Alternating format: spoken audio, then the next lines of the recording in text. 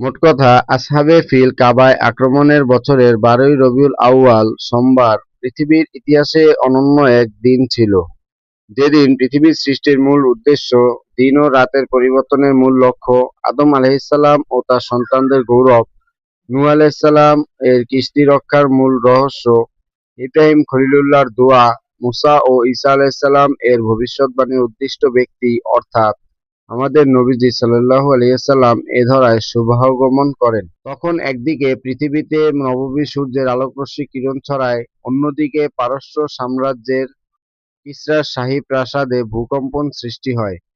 এর ফলে কিসরার শাহী প্রাসাদের 14টি চূড়া ভূপাতিত হয়। পারস্যের সাওয়া উপসাগর আচমকা শুকিয়ে যায়। এছাড়া পারস্যের সেই অগ্নিকুণ্ড যা 1000 বছর ধরে এক মুহূর্তের জন্য নেভেনি, তাও নিজ থেকেই নিভে যায়। বস্তুত এসব ঘটনা ছিল অগ্নিপূজা এবং সর্বপ্রকার অজ্ঞতা ও ভ্রান্তির পরিসমাপ্তির সূচনা। হাজার বছরের ঐতিহ্যবাহী রোম ও পারস্য সাম্রাজ্য পতনের ইঙ্গিত।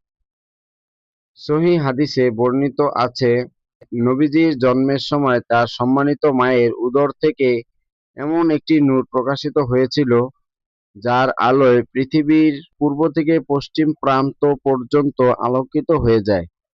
এছাড়া কোনো বর্ণনায় রয়েছে, নবীজি সাল্লাল্লাহু আলাইহি ওয়াসাল্লাম তার জন্মের সময় দুহাতের ওপর ভর দেওয়া ছিলেন। এরপর এক মুঠো মাটি নিয়ে আকাশের দিকে তাকান।